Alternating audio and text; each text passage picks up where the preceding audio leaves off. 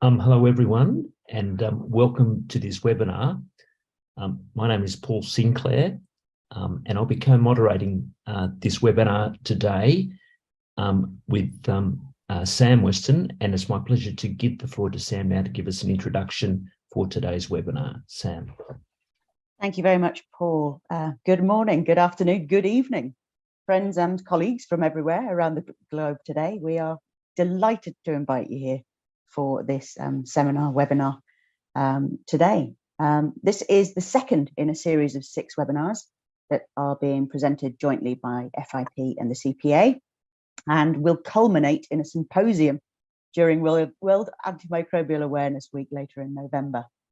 We hope that some of you will be able to attend that, and hope to also showcase some of your own innovative practices in tackling AMR in your own countries and regions as well. My name's Sam Weston. I'm the head of programs at the Commonwealth Pharmacists Association. And before I hand back to Paul to introduce himself, I'll tell you a little bit more about the CPA. The CPA is a charity that was set up in the 1970s, and the goal was to help support the development of the pharmacy profession and the safe and effective use of medicines across the Commonwealth. The Commonwealth itself is a network of 56 independent countries who've signed up for a Charter of Shared Values, committing to work together to a better and fairer world for the citizens of the Commonwealth, and progressing sustainable development goals, which we're all very, very aware these days. The Commonwealth encompasses approximately 1/3 of the global population and across some of the poorest nations of the world. And our mission as an organisation is to work in partnership and to leverage the strength of our networks to support the development of the pharmacy profession through our relationships with national pharmaceutical associations and similar organisations across the Commonwealth.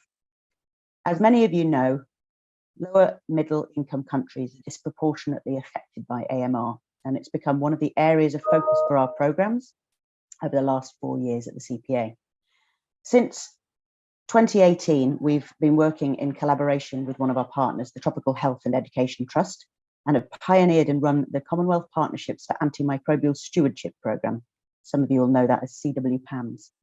This is involved at partnering health institutions in the UK with health institutions in 8 African Commonwealth countries, and to help deliver on their AMS action plans with a focus on improved antimicrobial stewardship and infection prevention control, combined with developing leadership capacity of the pharmacists in this area. This programme has been hugely successful, as you know. It's been down to dedication of pharmacists both in the UK and Africa, and the multidisciplinary teams that they've worked with. I can't speak highly enough of the people that have been involved in this programme. The programme's not only seen direct benefits to the health systems and patients, but has also really raised the profile of pharmacists and other healthcare professionals in this space. The programme has now reached phase 2, and we've recently launched a call for applications for the next round of partnerships. And if any of you are interested, you could find more information on our website, but I'm going to ask you not to do that until after this webinar, please. We've delivered many other programs around antimicrobial stewardships. One of them includes development of an app to increase the accessibility of guidelines across 22 lower middle income countries, and supporting those countries to collect data to bring about change and practice around antimicrobial use and prescribing. We're delighted that FIP have asked us to lead this webinar series on AMS, and in recognition of our work in this particular area. It's a great example, again, to demonstrate how collaborative working can really move things forward, and the relationship between our 2 organisations. We've got very, very many shared goals. I'll hand back to you now, Paul. Apologies if I've overrun my time. Thank you, Sam, and welcome everyone. It's a privilege for me today to be co-moderating this webinar with Sam. My name is Paul Sinclair. I'm a practicing community pharmacist from Sydney, Australia. I'm the immediate past chair of the Board of Pharmaceutical Practice and the president-elect of FIP, and it's a real pleasure to be here today with you. I'm very excited for today and for the continuation of these 6 events, which I think will be so useful for all of us in practice, in education, in any pharmacy discipline. At FIP, our main mission is to advance pharmacy worldwide. We also seek to have a world where everyone has access to safe, effective and affordable medicines. The issue with AMS is one that's very close to all of our hearts as pharmacists, as it should be. we have a real responsibility in this area. At FIP, we've been working in this area for many years, culminating in a position statement and policy statement at our Congress in Seoul in South Korea in 2017, and then subsequently by identifying a single development goal for the whole profession around antimicrobial stewardship, and that was launched in 2021 last year. We have an AMS commission set up at FIP, which is solely focused on the challenges of AMS. That work is now going to be consolidated into our next 12-month work program, and that commission will set out the education and training needs, the awareness raising, the advocacy, and all of the policies that may be needed in practice in all regions to address AMR is where FIP will focus its attention. These challenges need to be done in partnership, and this issue was gaining some traction prior to COVID, but I feel it's lost some ground since the COVID pandemic, and we can see that the antimicrobial use and antimicrobial stewardship in all parts of the world around antimicrobials has increased dramatically. And in both importance and intensity during the pandemic. We're now left with greater health burdens across all of the WHO regions, which we need to address. We at FIP seek not to duplicate work done by others, but to partner and collaborate where possible. We're very proud that CPA has chosen to work with FIP for this work. The legacy that CPA has in this area is a huge amount of training resources addressing antimicrobial stewardship, and to some large degree fills in the gaps for FIP. We're now in a position where we want to ensure that that great work is spread worldwide. So it's really important today that we continue that collaboration in a very meaningful manner. We've been working together for many years with CPA, and we look forward to continued collaboration to deliver real benefits for all of our members worldwide. So we'll move now to a couple of housekeeping announcements, please. Everyone should note that this webinar is being recorded and live streamed via YouTube. The recordings will be available on FIP and CPA websites. You may ask questions using the Q&A box provided, and I would ask you, if you have questions, to address them to any of the presenters today. If you could just identify the presenters and put them in the Q&A box, please. Kindly use hashtag CPA Farm and hashtag FIP Digital Event while tweeting any comments about these programs. And we would encourage everyone to become a member of FIP to enjoy all of the benefits that individual members have access to. And that can be done at fip.org/membership_registration. Thank you.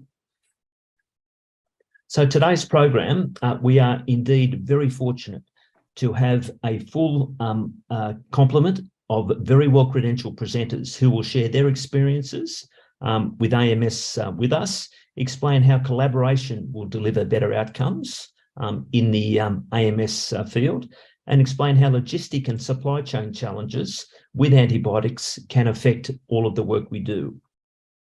I would bring to your attention that all of the bios for each of the speakers will be dropped into the chat box for your reference.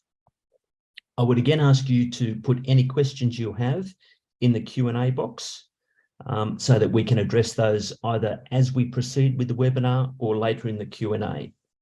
I would also ask everyone to, if they have any comments at all, that can go in the chat box, and we would welcome any feedback either during the webinar or later via the FIP website. If we could have the next slide, please. I'll hand back to Sam. Thank you, Paul.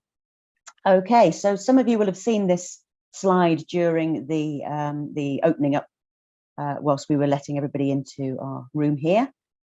This is the slide which will allow you to start looking and thinking about how we're going to save the world with our innovative AMS solutions, and start generating some really, really interesting, even very small and minor changes that will really make a big impact in the long run. We are, as you know, running a competition. You can see here on the right-hand side of this slide, we've got an image of the AMS game. This is a a fantastic resource that was developed by the CPA team. I'd just like to say, even well before I joined, so I was very excited when I arrived and saw this. And it effectively has used gamification for an education tool. So those of you that are educationalists will recognize that phrase from the last few years, where we're trying to make people enjoy learning a little bit more. The game itself has recently been published about in a journal to talk about how it has been sort of taken up, and it's received some real positive feedback. It is a sort of a combination of snakes and ladders and Trivial Pursuit, but Trivial Pursuit where all of the subject matter is only science and only on AMR and AMS. So it becomes quite an exciting thing quite quickly. It sounds very strange, but people become extremely competitive with this game very, very quickly. And it's available both as a physical thing, as well as an online digital resource, which we'll be showing a little bit of at the World Antimicrobial Awareness Week Symposium. But as I said before, we have a competition up and running. So if you scan the QR code on this slide, you will be able to start looking at how to come up with your own ideas for that there. Okay, thank you very much. So a little bit about the learning objectives of today. We are aiming to make sure that everybody can walk away from here to explain the importance of governance structures for successful AMS programs, how it's possible to set up medicines and therapeutics subcommittees and infection prevention control subcommittees, as well as recognizing the impact of antimicrobial resistance on patients when treatment fails.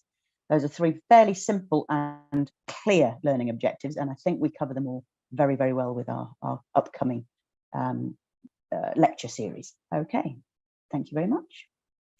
Right, with that, let's kick off. Our first speaker today, I'm going to very quickly introduce, is Andrea Kwa, and she is the Assistant Director in Infectious Diseases at BCPS. I'm going to hand right over to you, Andrea, and on we go. Thank you very much. Thank you for having me here. All right. So I'm going to share with you how we develop a successful AMS program, Antimicrobial Stewardship Program in short. Okay, next slide. These are my disclosures. Next slide. So I'm going to go through some experience sharing. The first two key processes towards successful implementation, role of several stakeholders, what AMS involves, and actually how to implement AMS. The first two key processes are your regulators, your hospitals. All right, your regulators must recognize AMS as a needed activity within a hospital, just like how they recognize infection control is a needed activity within a hospital. Without them, the hospital system will not be able to be sustained. As well as, your hospital administrators must also provide the administrative support as well as financial support recognition for a multidisciplinary AMS. Next slide. So how do we get government support? So that we can encourage the establishment of ASP or AMS. They will award funding to public healthcare hospitals in proportions to the savings made, facilitate the sharing of lab prescription data from private, public labs and pharmacists. And we also have to re-examine, to enable us re-examine and study the situation where there are financial incentives to sustain the antimicrobial stewardship program as well. So we need to establish AMS guidelines.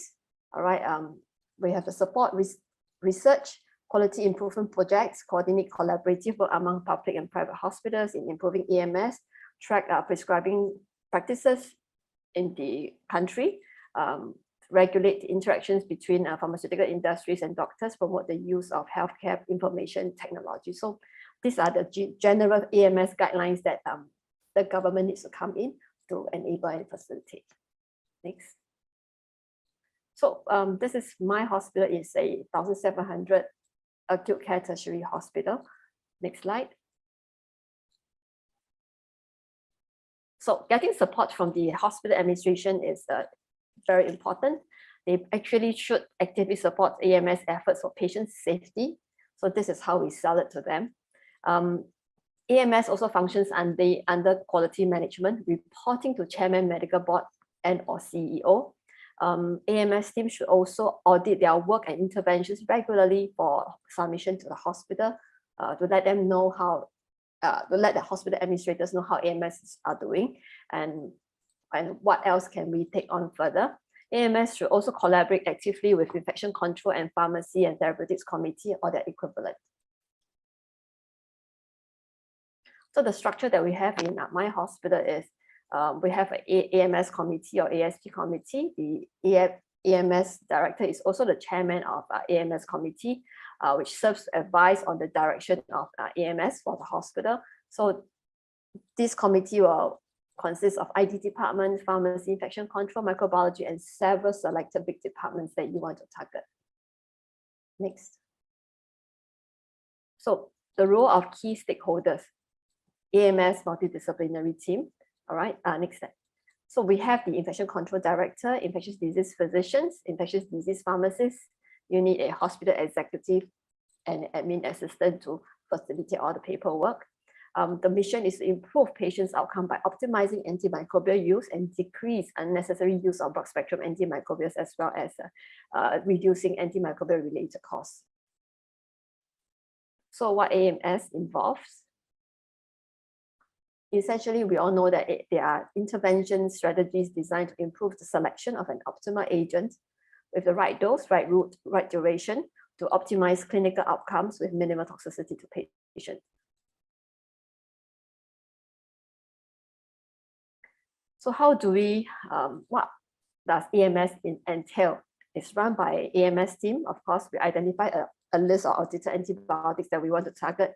It involves immediate concurrent feedback for us, includes IV to PO switch, requires safety and outcome monitoring as well. So we look at patient clinical outcomes, as in do we kill someone? What is the 30-day mortality like after post-interventions, and the length of stay.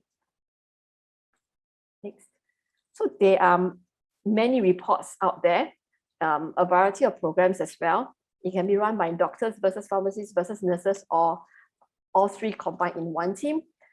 They could be restrictive or facilitative. We choose the facilitative model. And it is different and across the different continents as well, depending on the culture. So we try to pick some elements from all these programs and adjust to our local situations. Next. So our idea of a sustainable program is it has to be simple, safe, cost efficient, and it has to be perceived by doctors as added value and help, not hindrance. So the part where handshake AMS is coined. All right, so the buy-in from doctors is absolutely essential. We run a lot of roadshows in this area. Next. So we let the doctors know that we are there to help you manage complex cases, address rising antibiotic resistance, preserve available antibiotics for your use, especially with surgeons, improve patient care, educate your junior doctors, helps you to save money. So we also let them know that we are not there to restrict your freedom to prescribe. We are not there to find out who prescribed what antibiotics. We are not there to intimidate. We are not there to name and shame. Next. So what is important for successful audits and direct feedback to prescribers? The prescribers need to know your AMS team members, their faces and the contact numbers, not just a name or voice, all right? Prescribers need to feel that the team helps them to improve their patient's outcome while in the hospital, and the engagement with the prescribers should actually start early and before implementation. Next. So we start small, all right? It could be a half FTE of infectious disease physician. We have 9 pharmacists and we have an executive. And these pharmacists are actually trained by us, all right? And we do have a residency program to train our PGY2 pharmacists who wants to be infectious disease specialist pharmacists. Okay, next. So how to implement AMS? Next. There are 2 types of strategy, mainly prospective audit or formulary restriction and pre-authorization, or you can do both together. That's what we are doing. Next.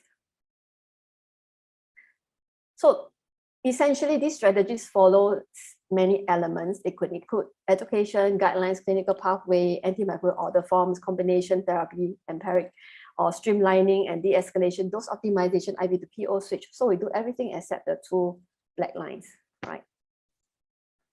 Next. So how to set up ASP or AMS? We have to learn from others. We have to implement at the right place, right time, and with the right people, those people who are willing to buy into your program. We have to cooperate and network. You have to decide who is your target. You cannot target everybody. You need to know how to get there, how to measure the progress, focus on outcomes, because that's important to keep you sustained and to spread your AMS program. You have to use those data and outcomes to convince your management and your physicians, because you need those data to negotiate with them. You have to record, monitor, and review and publish results. All right, you have to appreciate being audited as well. AMS is a dynamic process. The audit and the program is equally dynamic. We have to be flexible and adjust as we go. All right. Baseline data are needed before starting. Start small. Don't need to start the AMS program in the entire hospital. Just start in 1 or 2 floors or clinical areas, but aim long and far. Next. That's it. Thank you.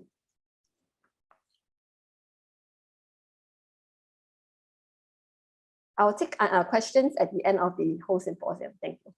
Thank you very much, Andrea. That was really, really interesting to watch. And it's from a part of the world that I've spent quite a lot of time. So it was very nice to see how things are going in Singapore. Okay. As Andrea said, we'll move on to questions at the end. So please do fill up the Q&A box. I've just been checking that and there isn't any in there at the moment. But feel free to add either then as you're going along, or we'll have a Q&A session at the top of the next hour. Right, our next speaker is Freddie Kitutu. He's a senior lecturer and researcher at Makerere University in Uganda. Going to hand straight over to you, Freddie. Thank you very much, Sam. Greetings, everyone. Thanks for the kind introductions. You can reach me on Gmail, Twitter, or LinkedIn for us to continue this discussion. The presentation is really about antimicrobial stewardship. Collaboration is in action, and it's based on work we've done. And I start with a background, basically focusing on what FIP has provided as guidance as the different disciplines of pharmacy and pharmaceutical sciences. And as you get to the details of this, I think one message out of this is that pharmacists by default have to collaborate with other professionals and scientists, because it is typically pharmacists who add input to the activities so that the molecules that other people may be working on are transformed into medicines and eventually into pharmaceutical services. Next slide, please. The next background is about what is happening in Uganda. Uganda is located in East Africa, and at national level, antimicrobial stewardship has been prioritized through the different policies that are available. What you see on screen is National Medicines Policy that has been in operation since 2015, and the current National Pharmaceutical Services Strategic Plan, where one of the strategic objectives is basically to strengthen antimicrobial stewardship at all levels, recognizing that different activities and interventions need to happen at the national level, at the district level, and then in hospitals and facilities, but also communities, in order to promote optimal use of antimicrobials, but also safeguard and ensure that any infections affecting the community are actually treated. Next slide, please. So using this basis, one of the core policy tools is the Medicines Therapeutic Committee. That again is informed by the policies I've just showed, but also by guidance from from the WHO, from other global bodies. The Medicines Therapeutic Committee basically promotes the use of the quality improvement cycle, where you have a multidisciplinary team of health workers and administrators at the hospital, focusing on issues that are related to health commodity supply chain, that are related to pharmacovigilance in terms of promoting patient safety, but also more recently, focus on antimicrobial stewardship. Those three major pieces of work are typically the responsibility of subcommittees within the MTC, as the MTC oversees the the entire process. And what is critical to take home from this slide is the use of the continuous quality monitoring, quality improvement cycle, where issues are identified, investigated, a plan is developed using the ask, plan, do, and study approach that we are all very familiar with, and then monitoring. And this cuts across for advanced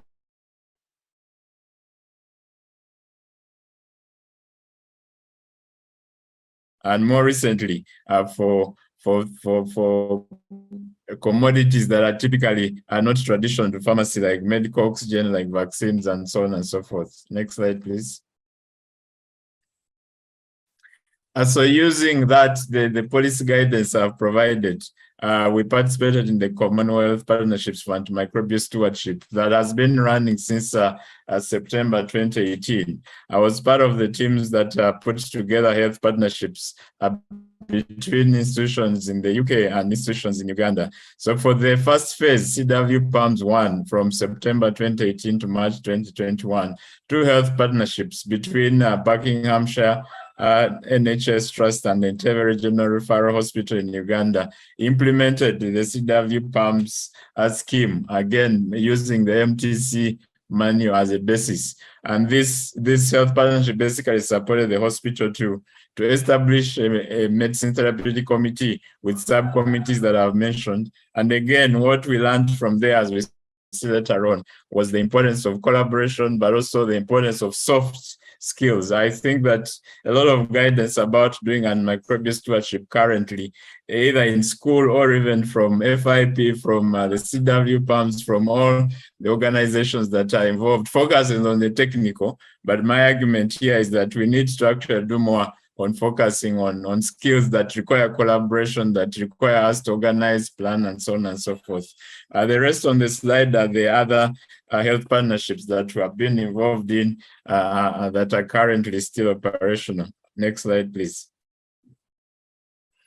These are pictures, and on the left, what we have is a meeting of the MTC members at the Entebbe Regional Referral Hospital, and you see the pharmacists facilitating and trying to ensure that whatever is being discussed is coordinated with the aim of getting action points for the MTC members, but also for the subcommittees that include antimicrobial stewardship, and eventually for each of the individual health workers. And CW PALMS basically supported the formation of this and has been supporting, continuing to provide technical guidance, supervision as it was developing. The picture on the right shows basically the MTC members with collaborators from the UK. So we have a pharmacist, a microbiologist, 2 pharmacists that had come over from the UK to be part of activities in the field. Next slide, please. And the story continues. This is again the MTC at Jinja Regional Referral. The picture on the left shows one of the meetings where I was participating as a technical person, observing, guiding the process, and basically focusing on what the MTC needs to do, the issues that need to be discussed, and how the MTCs take action by prioritizing the next activity and being able to monitor. The other pictures basically demonstrate one of the trainings. The middle picture is when health workers attended a training on antimicrobial stewardships, and they were given certificates as evidence and recognition, and of course the enthusiasm that all those activities brought out. The last picture again shows when colleagues from the University College Hospitals London came over to Jinja Hospital. That is the partnering institution, again, to participate in some of the activities at Jinja Hospital. Next slide, please. And this is again the 3rd hospital, MTC and Makerere University. And what we see here are pharmacists from the University Hospital when they had visited the Buckinghamshire. And you see that in all the pictures, they are interacting and learning together, sharing experiences. In one of the discussions, they're looking at simplified audit tools that could be used back at Makerere University Hospital. And in the middle is basically a story, an article that was published on the THET, the Health Education Trust website, demonstrating the power of partnership. We're using the health partnership between BHT, Buckinghamshire, and Makerere University Hospital as an example. Next slide, please.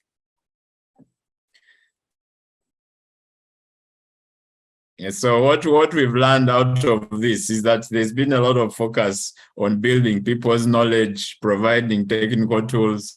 But I think what we learn is to be able to implement antimicrobial stewardship. One is you need a proper platform. And in Uganda, we think that the MTC, given that it's already provided for in policies and it's been implemented to various degrees in many hospitals, is the perfect platform. But they also need focus on processes of how, for instance, discussions go along, how actions are prioritized, and eventually how it is monitored. And as we do that, context is very important. I think that currently many services in clinical pharmacy have mainly been informed by practices from more developed health systems in the UK, Australia, the US, but countries like Uganda need to learn from those, but also to take our different contexts here. For instance, in Uganda, the hospitals that are involved here have 2 pharmacists for a 470 hospital, which basically means that the pharmacist is not available to do everything that he would desire to do. And therefore, different ways of working need to happen. But also the clinical pharmacy function is largely still underdeveloped. So focus on developing that before we make demands on them is also critical. Next slide, please. And here what we see is what we've learned out of all this, in addition to what I've mentioned, that focus should shift from the technical, which is already in place, but rather on the soft skills, collaboration being one of those. And of course, within collaboration, we know there are many skills required: teamwork, mutual respect, support, exchange, trust, even across the different health professions, important. For instance, in Ginger, one of the challenges we've been facing is the trust between the microbiology team and the clinicians on the ward, whether they can actually believe the results from the lab and use them to inform clinical decision making. So that is what I think needs to again come out as one of the cornerstones of taking antimicrobial stewardship forward. Requirements of soft skills to be effective, but I think currently have been largely neglected, both in the training, but also in some of the interventions that we see. Next slide, please.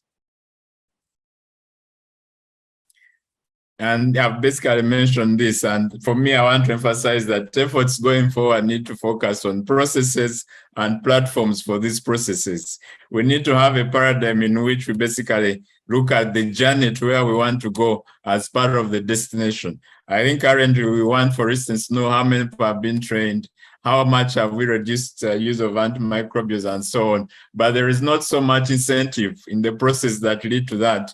And for me, I think if we get the processes and the soft skills, the collaboration, the brainstorming required, the discussions, the planning, then eventually the outcomes we want to see will emerge naturally. Next slide, please. I think I have one or two slides to go. And again, we need to ensure that there's a clear vision, for instance, for pharmacy in low and income countries. We need to get leadership, as the previous presenter mentioned.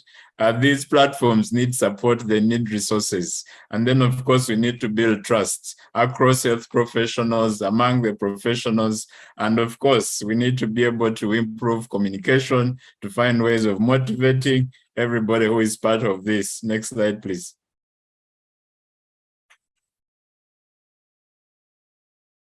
And sorry, as we conclude, I want us to focus on the theme for this year's FIP, which basically focused on Pharmacists United.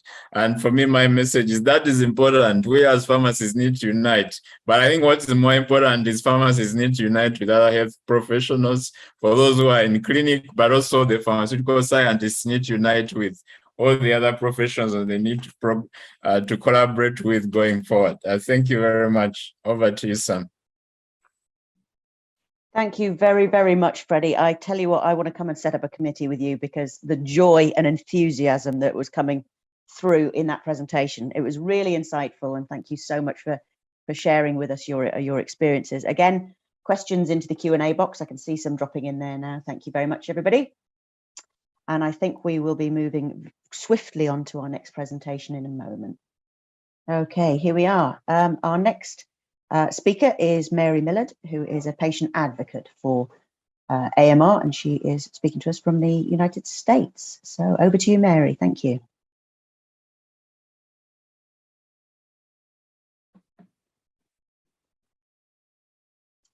Greetings all. I hope you're all well today, and I appreciate being afforded the opportunity to speak at this conference. My name is Mary Millard, and I live in Louisiana. And I always start by saying that I was a very healthy 55-year-old before everything started, and never been on medications, had no health problems. I was very active. So the timeline that led me to this and being a speaker, I was admitted for a large aneurysm on the base of the aorta near my heart. This started with AFib, and for many, many months going untreated, and a CT scan in the emergency room found this, and it had partially collapsed my valve. I was admitted for the surgery, and approximately 24 hours before the surgery, a few days later, I went into full cardiac arrest as there had been a clot formed from the backwash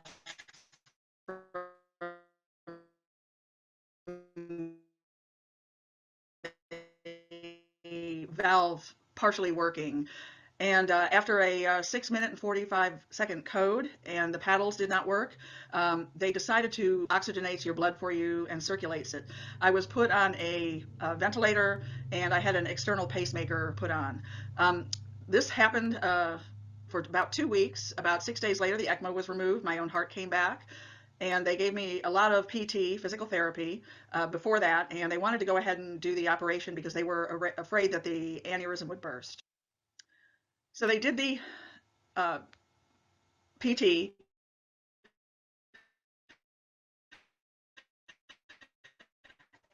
and I had a very hard time with this because I was very weak, and it was not a good idea, the doctors decided, so I only did this for actually about 3 days before having to rest. I did the operation. They did aorta with a graft, according to my husband. I do not recall this at all. And he came in one Sunday to find me talking in a strange manner and not able to hold my head up, and he said I was feverish. He notified a nurse, and she immediately called a stroke code.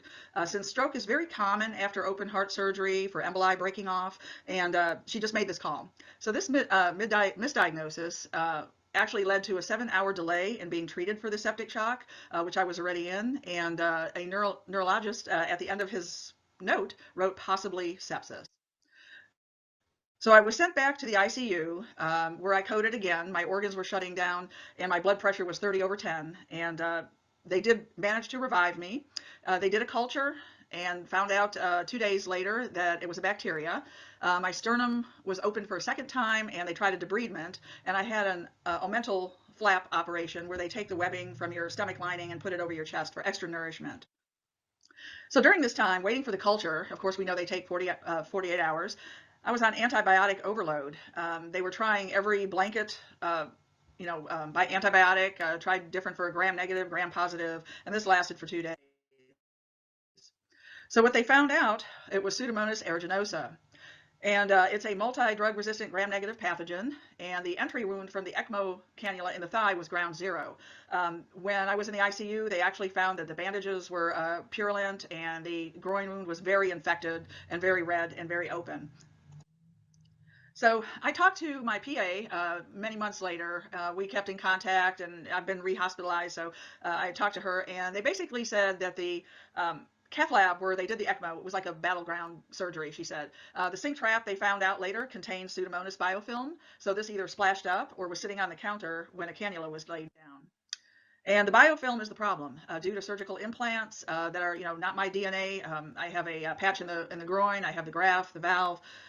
It's a problem, and this protects the bacteria, so the infection is actually permanent. So problems with a diagnostic delay in sepsis, as you know, about every 8 hours, every hour of delay, about 8% downcline, and so you have a great chance of dying if it's not caught fast enough. And pharmacists matter. It was very important that I received the right antibiotics, the right dosages. My husband told me when I was in the ICU, pharmacists were always present. Even the head of pharmacy, checking on the medications, making sure that they were giving proper dosage, the right bags were there, and what was given. And when I was discharged, it was actually, I was on so many medications when I was discharged, the pharmacist took the time to actually talk to me and explain everything to me. So post-sepsis care, this happened after I was discharged. I was 60 days in the ICU and 22 days in step down. And when I got home, I had a very hard time walking, talking, as my vocal cords were torn during one of the intubations. It's still a problem today. I was on a month of home antibiotics. At this point, I did not know still that I had a permanent infection.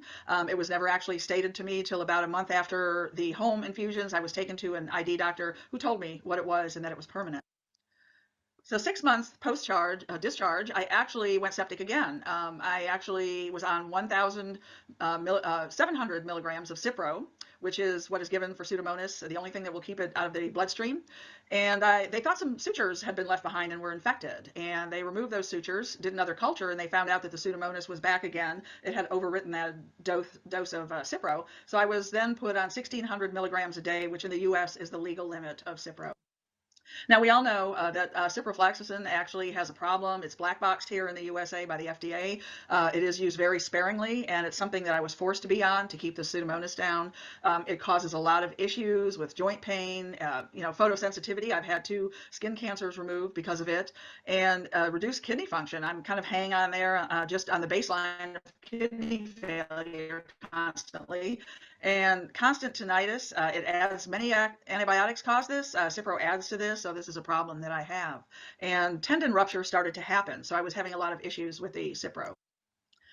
So these are just some things that a patient actually goes through. I'm constantly hospitalized, constantly in the ER, either for heart issues with the infection, subsequent infections. I've had C. diff twice, constant echoes, constant CTs, hundreds of x-rays, and you can see that it causes a very large chart, which is difficult to read, and what the out-of-pocket costs were to me, and the constant care for the medication and the sepsis. Here in the US, we do not have a national health registry, and we mainly do pay a lot for our own medications.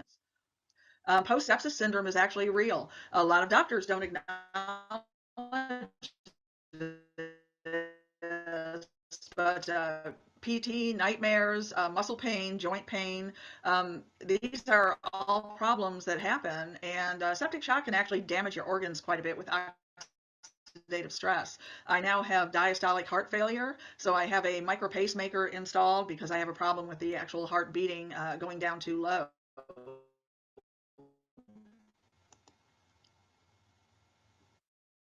And this is part of the problem with sepsis and part of the problem with an infection. Degradation of lifestyle. I was very active when I was, before all this happened, aorta, which probably was weakened, and that caused the aneurysm. But, I have a numb left foot. Can't hike anymore, can't bike anymore. It's hard to walk long distances. I had a master's degree in education. I was going to educate nurses, and it became a huge problem that I could not use my degree, and I ended up paying for it. There's a lot of things that happened during septic shock, and afterwards, for a year afterwards, I lost all my hair. I ended up wearing wigs, and it's a big problem. And I still have nightmares of the ICU and a little bit of PTSD when I smell hospital gowns, hospital tubing, things like that. And life has changed. I have weight gain due to the inability to exercise, and I'm on a day-week heart, and this limits, as you well know, it limits time out. You're constantly using the restroom, and you really can't spend a lot of time out and doing things out and about. And communication with caregivers, and this patient-centric care is now a growing thing, and this should involve the family. My husband was never told about the septic shock, only that your wife is very sick.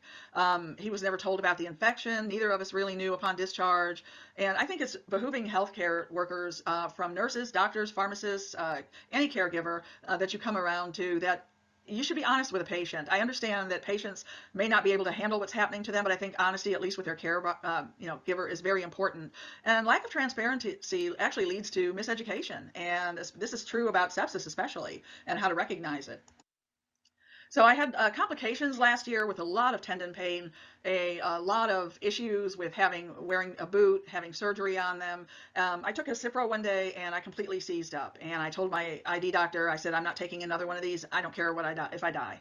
And so we have decided to do a routine. The Cipro and all the other antibiotics, the X-rays, the constant deluge on the Pseudomonas has kind of slowed it down a little bit. So now what we do is we watch my my markers such as sed rate and CRP, and if those are elevated, or if I get a fever, we do a culture, and then I'm given a 24-hour round of different antibiotics, so it doesn't get used to one or the other. And COVID-19 and the vaccine was a wonderful thing, but it does affect you a little bit if you have issues, I believe.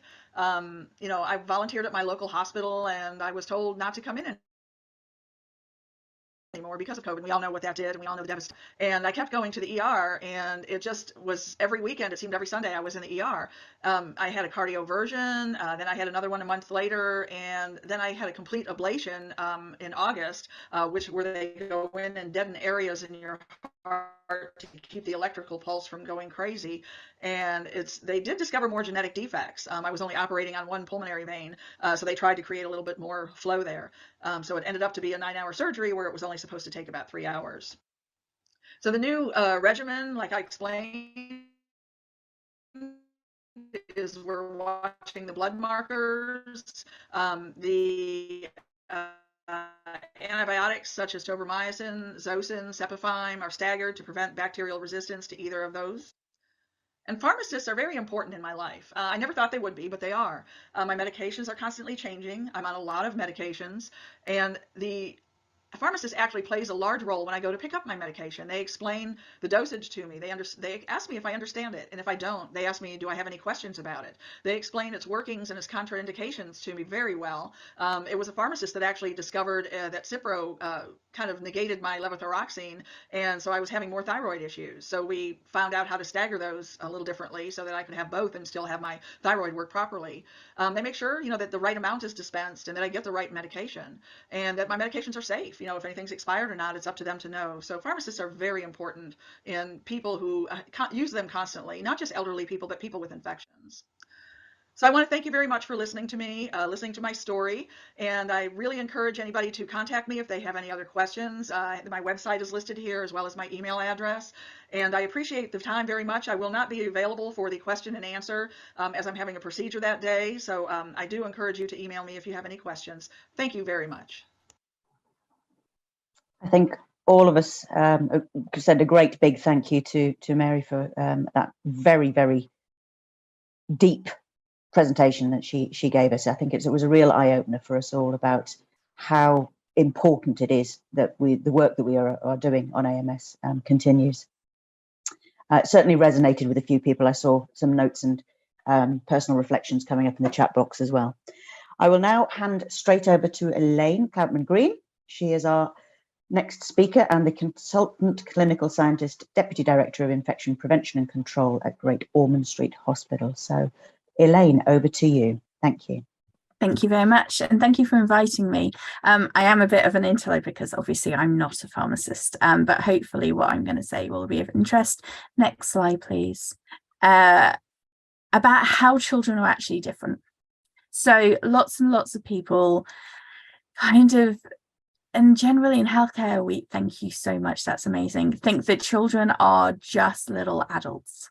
So they kind of think that children will just fit into an adult healthcare system. And the truth of the matter is that they're not just little adults.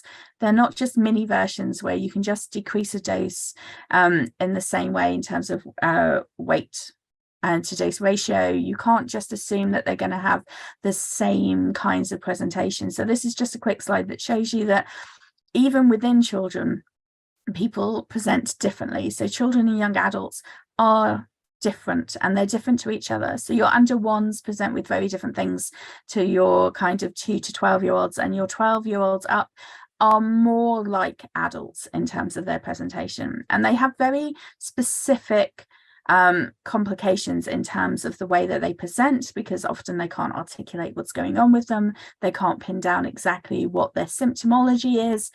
So they're not going to be able to sit there and say, I have this bit of a sniffle, or actually I have really severe pain. Most of my guys are under the age of 5 and therefore aren't truly able to articulate. And so you're in a situation where you're working not just with the patient, who may not be able to communicate particularly well with you, but also most of your information is going to be coming secondhand from their parent or caregiver who's trying to interpret it for them. And physiologically, they're different. So they have different renal capacity, they have different liver functions, and we have lots fewer medications that are actually available. Very few meds actually have information on pediatrics that are taken from pediatric clinical trials. So we're extrapolating a lot of information from adult healthcare and assuming that it will be sufficient. Next slide, please. And this can present real challenges in terms of even really basic things. So guidelines, can we get the next slide? So guidelines in terms of what's out there and how we should manage pediatric patients. There's very little information that's pediatric specific, because a lot of guidelines have to be based on evidence. And if we don't have the clinical trials out there, then you're not going to be able to get the information that you need in order to make evidence-based guidelines in order to inform practice. And this is really important because your highest level of antibiotic use outside of the elderly is in pediatrics. So how do we get clinical trials? How do we get guidelines that work? How do we deal with some of the challenges in terms of looking at dosing and dose regimes in the pediatric population? And some of these things are linked to how we think differently. So how do we look at things like OPAT? So outpatient antimicrobial therapy in this patient population. If I have a child who's currently with me for an osteomyelitis and they're going to need 6 weeks of therapy, IV therapy, then currently they would sit in a ward and be at greater risk of being exposed to other forms of healthcare associated infection. If I can get to the point where I can either have safe data on an IV to oral switch, or I can have safe data about how I deliver some of those antibiotics at home, then I'm going to have a better outcome for the patient, not just in terms of their risk of a healthcare associated infection, but also in terms of their well-being. So think about my patient population. I said most of them are under the age of 5. If I'm keeping one of them in for 6 weeks, that means that that parent or caregiver is not going to be able to be with any other children that they have. They have significant impacts on them and their lifestyle. Often my patients are not just going to come in for a single event, so often they have frequent revisiting. If I can manage to maintain them at home in a family unit where they're getting social development, social stimulation, they're not stuck in an isolation cubicle, then it has much better prospects for them as individuals in terms of their ongoing social development. And it also means that we just need to embrace that collaboration across acute and community settings much more. So how do we have those conversations about getting people out there? How do we get that community support in order to make these things happen? One of the other things that obviously people talk a lot about in terms of adult antimicrobial stewardship is IV to oral switch. But again, because of some of the issues in terms of what we can provide in terms of liquid formulations, that's not always easy in the pediatric center.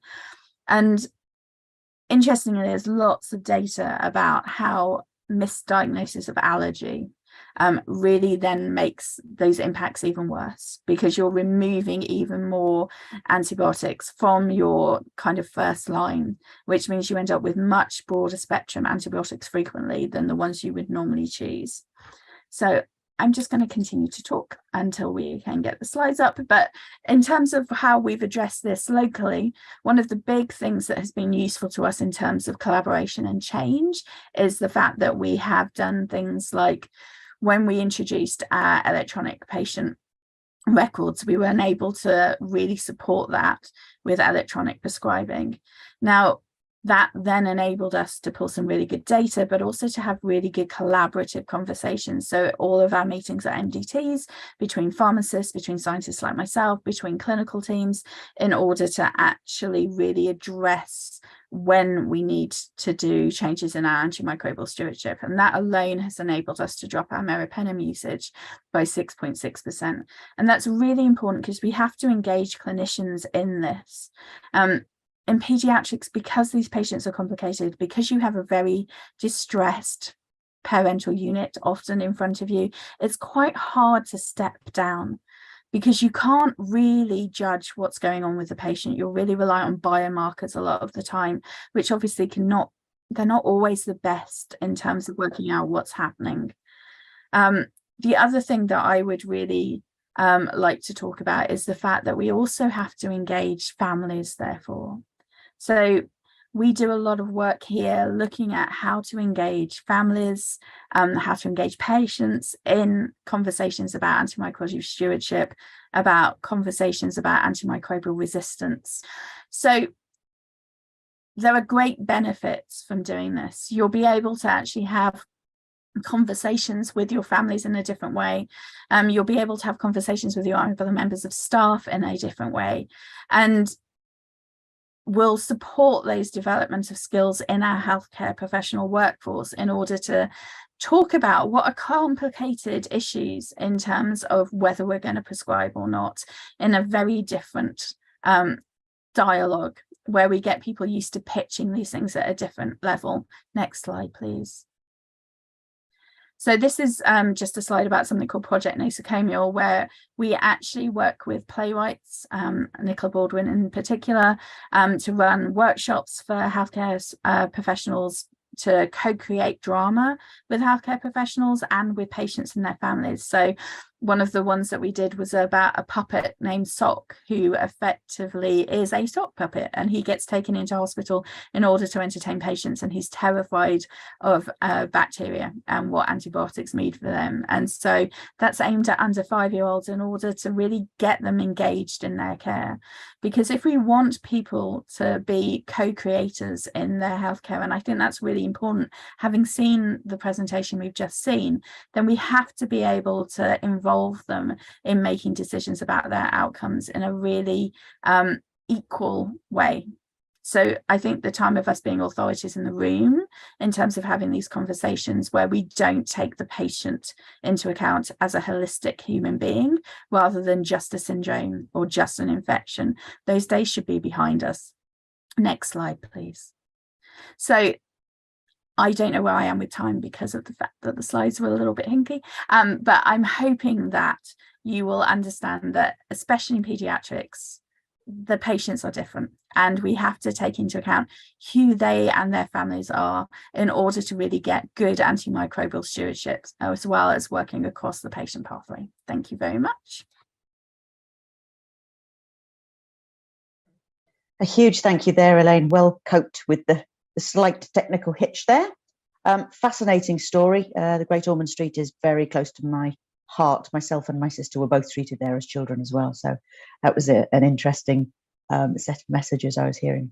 Definitely resonated with me. Okay, I will now hand over to our final speaker of the day, Abraham Weeks, who is our Senior Technical Specialist at the Organisation of Eastern Caribbean States Pharmaceutical Pooled Procurement Unit. Over to Abraham.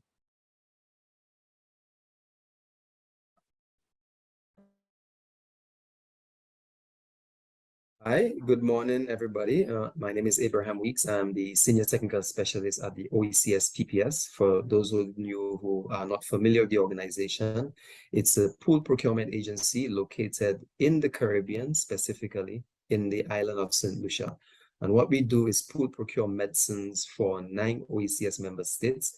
And the OECS stands for Organization of Eastern Caribbean States Pharmaceutical Procurement Unit.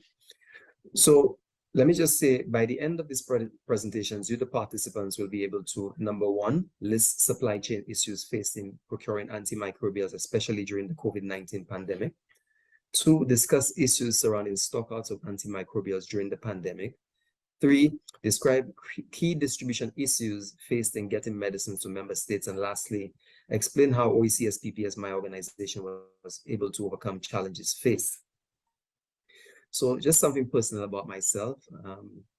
I'm very enthusiastic about teaching and learning and helping other people, learn about pharmacy and healthcare in general. So a couple of years ago, I started this venture called Transformative Pharmacy Business Solutions.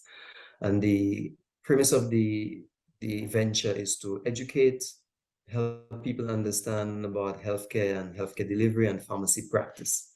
So back to the topic at hand. So our topic today is navigating the antibiotic supply chain, specifically the OECS PPS experience where I work. So during the pandemic, we faced a number of issues in procuring antimicrobials. The number one issue we faced was, and it's an issue that we face with many other medicines, is forecasting and quantification. I think a lot of you would agree that forecasting and quantification is notoriously incorrect on many levels, and it poses a problem in the long run for even the supplier to have stock on hand to meet the needs of a pool procurement agency. So forecasting and quantification by our member state was one of the issues. The second issue we faced was sourcing. You would appreciate that during the pandemic, a lot of persons were using antimicrobials for other things apart from the normal treatment of infectious diseases, so that there was a difficulty in sourcing certain antimicrobials, and certain antimicrobials were out of stock for a little bit of time. Of course, there was shortages of raw materials and finished products because, as you would imagine, finished products and raw materials emanate from two countries largely, China and India. And due to the supply chain issues, there was much difficulty in procuring antimicrobials. Of course, production stoppages, which occurred during the pandemic, as supply chains were affected and persons were affected and businesses were affected all over the globe and over the world. During the pandemic, of course, we saw increased cost of items as a matter of production, as a matter of shipping. So all of these were added at the end to the cost of the product. So we saw increased cost of items. Something else we saw was transportation disruptions, which was a major issue. You saw it happening all over the world, in the United States, Europe, also in the Caribbean. When it came to the supply chain and supplying antimicrobials, there were lots of transportation disruptions, and the normal supply routes were interrupted. Of course, they were related to that. There were delay in shipments and stockouts as a result of difficulty in the supply chain. Also, remote working arrangements also contributed to procuring antimicrobials, because largely persons were working from home, and the manner of doing business was not as seamless as it would have been if they were in office. And generally, these were many of the issues that we faced when it came to procuring of antimicrobials. There were also issues surrounding stockouts of antimicrobials. One of the main issues was the very few vendors of active pharmaceutical ingredients that are available. And as I mentioned in the previous slide, active pharmaceutical ingredients come from places mainly like China and India. So the fact that you mainly have two main sources, if supply chains are interrupted, you would appreciate how difficult it would be to get these items to our part of the world. Of course, fragmented supply chains in general, and of course we observed fragmented supply chains long before COVID-19 ever started, but the COVID-19 pandemic just exacerbated the fragmented supply chain that existed, specifically affecting antimicrobials. Of course, we have to understand that the return on investment for antimicrobials is very low. At the end of the day, no one wants to, have, well, let's say, a cure for disease, because it is through producing the medicines and having the medicines available to treat conditions, we or suppliers make money. So that is where return on investment counts. And lastly, of course, increased antibiotic resistance was a feature due to the inappropriate use of available antibiotics because of stockouts, or increased use based on usage during the pandemic. Some, albeit not evidence-based, but increased use of antibiotics leading to resistance. Some of the key distribution issues faced in getting medicines to member states. Well, number one, increased costs due to transport volumes. Of course, we live in a part of the world where there are not many people, approximately the population when it comes to the OECS member states is about 500,000.5 million. There were increased costs due to transport volumes. You appreciate that the volumes to get to in these parts of the world is not that much because of the population size. Of course, you would find that there were increased costs due to freight capacity. Suppliers and the supply chain were affected. Not much supplies to be shipped to the various member states, so you had increased costs due to freight capacity. And lastly, the demand for certain products have increased exponentially. And by certain products, I'm not only speaking of antibiotics, but I speak of personal protective equipment and all the other pieces of equipment that were essential. But specifically, we are speaking of antimicrobials. So definitely the demand for certain antimicrobials increased, such as azithromycin, albeit azithromycin is not recommended for the treatment of COVID, but we saw increased usage of azithromycin during that period. So how did we overcome some of those challenges faced? Well, number one, we are pooled procurement agency. So the fact that we pooled procure gave us an advantage in that we were able to ensure that the numbers that we get for our various member states, based on the number of member states that we have, was met. That's number one. Information sharing among member states and by OECS PPS with member states, because of the agreement that we have based on our pooled procurement mechanism. We were also able to utilize electronic platforms, our electronic pharmaceutical procurement system, for the issuing of tenders for the procurement of antibiotics. So that made it a bit easier. Of course, we have dual or multiple sourcing for the various suppliers when it comes to antibiotics. So if we were not able to get one from one supplier, we are able to go to another supplier. Bartering among member states. So through our pooled procurement mechanism and the various systems that we have in place, we are able to work with various member states to barter and exchange. If one member state doesn't have medicine, it's able to share with another member state. So of course, before the COVID-19 pandemic, we had various emergency supply chain preparedness measures in place. So for example, we always ensure that we have adequate stock of certain medicines, such as antimicrobials, to ensure that the supply is not duly interrupted for member states. Of course, we leverage our various partners, our donor partners, when it came to supplies that we did not possess at the moment, and they were able to help us and supply our needs so that we can assist our member states. We're talking about our donor partners like Direct Relief, AFIA, and many others that we work with on a daily basis. Of course, overcoming the challenges faced, we conduct what we call medicine utilization reviews in our various member states, such as point prevalence surveys, which gives us an idea of which medicines are being utilized and which are not being utilized. So we have an idea and we can safely speak to and be prepared for medicines such as antimicrobials, which will be out of stock. Of course, we also monitor and evaluate certain pharmaceutical indicators. And by pharmaceutical indicators, I speak of various indicators we use to measure the availability of medicine. So for example, we have an indicator where we would measure the availability of certain medicines within pharmacies within member states. So these were basically some of the ways we overcame the challenges that we faced during the pandemic. So in conclusion, let me just say that the antimicrobial chain is fragile and fragmented, as I've mentioned before. Supply chain issues can lead to stockouts of antimicrobials and ultimately antimicrobial resistance, as I mentioned before. Thirdly, the pipeline for antimicrobial production is drying up more and more each day, and that is due to several reasons. Mainly, suppliers don't see, or manufacturers do not see, the large return on investment that we will see with other medicines when it comes to antimicrobials. And lastly, antimicrobial production is not very lucrative, leading to reduced return on investment, as I said before, and manufacturers leaving the market. So with that said, I want to thank you so much for this opportunity. And if there are any questions, I can answer them at a subsequent time. Thank you. Thank you, Abraham.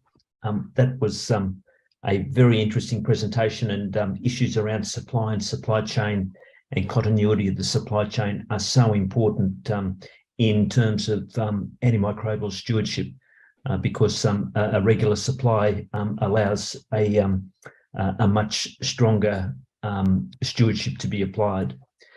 Thank you to all our presenters today. They were fabulous presentations, and an issue that we face every day, as seen through a number of different perspectives, whether it be the paediatric perspective, whether it be dealing with doctors, the importance of regulators. Each of those presentations had something that we can take out and we should take out to impact the way we deal with this in our daily work in hospitals, dealing with doctors, or in fact in any pharmacy discipline. So we'll have a Q&A session now, and there are a couple of questions in the Q&A box which are not that specific, but I do note that Anastasia Akidiki has just asked, how do you ensure quality of antimicrobial supplies because subtherapeutic doses had their contribution to resistance? Now, I'm not sure who'd like to address that. Mary, would you have any thoughts on that? Oh, not Mary, I'm sorry, Elaine. Would you have any thoughts on that? I mean, I think antimicrobial drug monitoring is really key. So I know that it's variably used in different countries, but especially in pediatrics where we're not so sure about dosage thresholds and the fact that these kids are going to be on antibiotics a lot during their lives because they're usually quite complicated. Being able to make sure that you're hitting your above MIC is really, really important. I also think there's a lot in the community world about making sure that you're doing appropriate antimicrobial sensitivity testing and not just doing the first sample and then hoping that it will stay the same. So doing that repeat testing, so you're not putting that unnecessary selective pressure on the microbial flora that then will drive your resistance changes. Thank you. Sam, we might now just ask the presenters with us a couple of questions. Would you like to lead off? Yes, if that's okay. Freddie, your presentation, you alluded to the pressures in terms of patient numbers to heads of pharmacists within your particular institution. I guess it's not specifically an AMS question, but how do we think about increasing pharmacist numbers in low and middle income countries? You got any thoughts on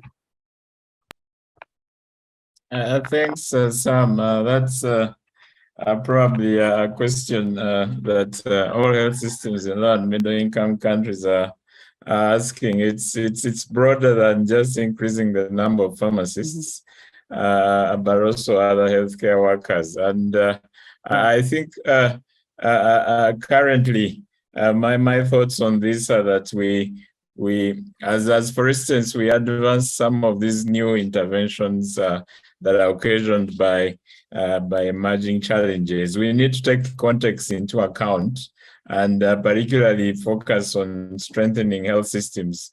I think for all the more recent health problems, the answer always goes back to strengthening health systems, which means increasing the number of health workers, but also, I think more urgently, increasing the environment in which they work, ensuring that they have the products, the health supplies, the required infrastructure, for instance, to ensure IPC and so on. So certainly, it's a government priority, but I think that the health sector partners who support these governments need to look at it more broadly. The thing with strengthening health systems is there are no quick gains. There are a lot of the health sector's partner support looks at what is the outcome in 2 months, what's the outcome in 4 months. But strengthening health systems is more long-term, and sometimes you have to be happy with just having process indicators as opposed to hard outcomes like number of people trained and so on and so forth.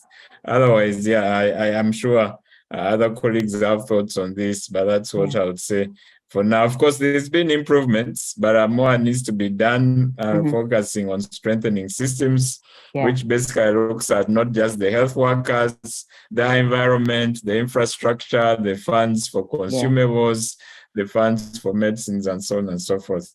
Thank you very much. Thanks, Freddie. That's it's a common theme, I think, as you said, in many of the countries around the world that we're talking to. I've seen a couple of extra questions are dropping into the Q&A box. Paul, is there any that you want to pick up on? No, I'll come back to that if I might, Sam. I was going to ask Elaine, and I'm really interested in the notion that children aren't simply small adults, and that they have their own particular needs in terms of how medicines are prescribed, how they act on them, and the effects that medicine has.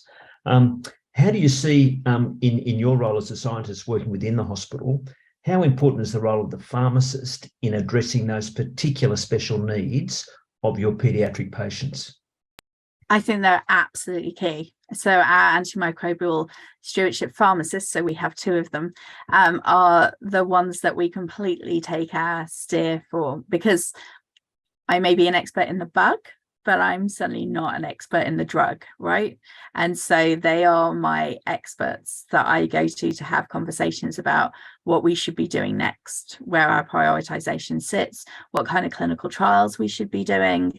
They are absolutely essential to embed how we improve our practice, not just right now, but actually how we envisage it moving forward to have those conversations better.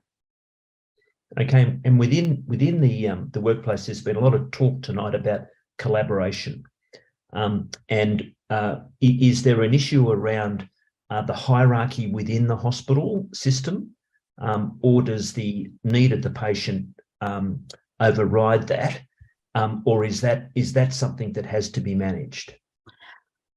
I suppose it's the true question, the true answer, or the nice answer. So I think people are people, and so you will get some people who are all up for collaboration, and especially the newer generation of healthcare workers who are coming through, I think are much less hierarchical. They're much more used to working in multidisciplinary teams, and the challenge there is actually mostly about language, because we all use the same words for different meanings. And so actually the biggest barrier there is just learning to talk the same language with each other. I think there are no doubt still people present who are used to very hierarchical healthcare, and some of those you will change and bring along with you. There are always early and late adopters, aren't there? And there are some people that are just not going to, but for the most part, those people are from a very different kind of training than what we have now. And so inevitably, as we change the dynamics to remove some of that hierarchy, not just in our conversations with each other, but in our conversations with patients, things will have to move. Thank you, Elaine. Sam. Sorry, Paul, just couldn't quite unmute it in time there. One of the questions that's popped up in the question box has come from an anonymous person called Galaxy A5 2017, close brackets, where the question has come: do all Caribbean countries form part of a pooled procurement system? I would be very interested to know if anybody's got an answer to that. I personally don't know. I'm not sure if, I don't think we've got anybody over at the moment. I'm just looking to see if Abraham might take that on notice, or we might be able to get that to Abraham. Okay, that sounds like a very sensible idea. We will get that question forwarded on Galaxy A5, and we will get that answer circulated as well. There's been a number of questions from people asking about sort of linking for research. So one of the things I would ask is that for those people who pop those questions into the question box, if you can reach out via the bios and via the contact details that you've been supplied to each of the presenters. I'm sure there will be some conversations that would be useful to be had there. One of the other questions I was going to ask, I'm not sure if Andrea's made it back to us yet. I know that she's stepped out of the room for a little while. She was talking about the requirements to be flexible and to make adjustments during the setup of her ASP committees. So I don't know if Freddie or Elaine want to jump in the meantime and talk about any of the sort of the ad hoc decision making that has to be made during the setup of those sorts of committees at all. I mean, I can talk from my perspective if that's useful. I think one of the things about those committees is you go in with a set terms of reference that you think is going to answer your address your issues, and then when you start talking you discover that that isn't exactly what the challenges and the barriers are that you're facing. And I think one of the benefits I found is being really clear about how decision making is going to occur in those meetings before you even get to the point. So are you looking for consensus agreement? Are there key people who have more votes? Like, how exactly are you going to do your decision making? Because I think you can argue for lots of different methods, but because you are going to have to make ad hoc decision making kind of as things come up, and actually often quite crucial in terms of timing. Yeah. It's really important to have decided that ahead of time so you're not also working that bit out on the fly. Mm-hmm. Freddie, do you have anything to add there?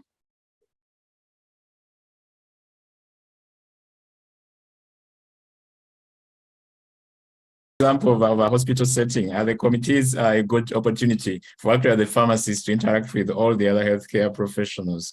Because whereas the pharmacist typically in our setting is focusing on ensuring that medicines and supplies are available, they don't have as much interaction with patients as, for instance, the nurses and the medical doctors. So committees are an opportunity for the pharmacists to get all the necessary information about what is happening, the quantities, whether the products are the right specifications or not.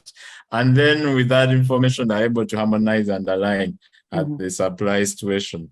But also in case there are any concerns about adverse drug reactions, about how medicines are administered, again, committees are a good place to handle and discuss those issues and agree on what needs to happen in order to improve patient care. I think that for me, they provide a safe space, but also a quick way of different inputs in a process that is geared towards improving our healthcare provision and obviously improving the health outcomes in the hospital. Thank you.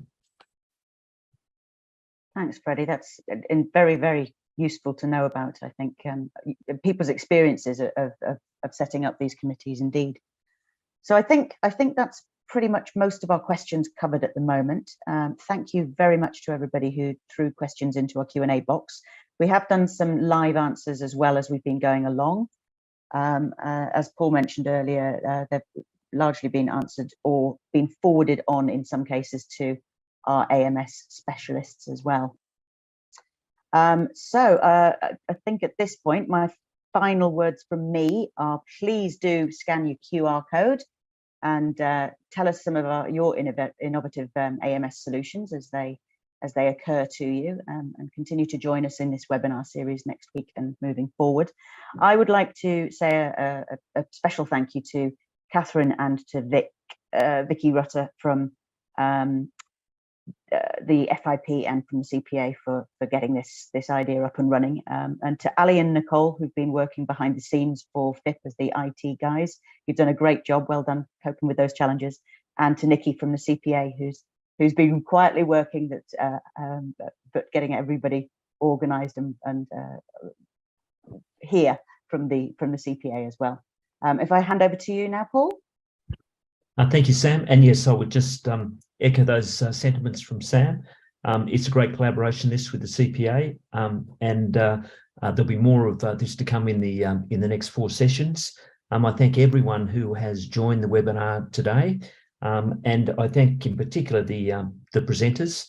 They have been of an extraordinary caliber, the presentations, and I think everyone has taken a lot away from today, whether that be the importance of teamwork, collaboration, or communication. but all of which can be applied in strategies for AMS. So thank you very much to our presenters and to the CPA team and FIP and the staff that have helped put this presentation together today. I would remind everyone, if we could have the next slide, that the next in the series will be on the 4th of November, next Friday at 12 noon CEST. And we will look forward to all of your participation again as we move into the third of this series of 6 very important webinars. So I would just remind everyone of the continuing sessions. Thank you again to everyone. Sam, thank you for your support in co-moderation. I've enjoyed it very much. And we look forward to seeing everyone at the next webinar. Thank you again and have a good day, and to everyone, a good weekend coming up. Thank you very much. Thanks again, Paul. We do have Vicky Rutter here in the room if you'd like to jump on, Vicky, and just say hello. Oh, just thought we'd spring that on you. Oh, she says thanks everybody in the chat box at the bottom there. Thanks, Okay. Sam. No, another excellent webinar. Yeah, thank you for hosting, Sam and Paul, and yeah, to our team behind the scenes. That's a great shout out. So thanks, Sam. Hope you all enjoyed it and you're excited for the next one. And remember the competition. Yay. Thanks a lot, Vicky. Thanks a lot, everybody. Have a great rest of your day or afternoon or evening as you are around the world. Thanks a lot.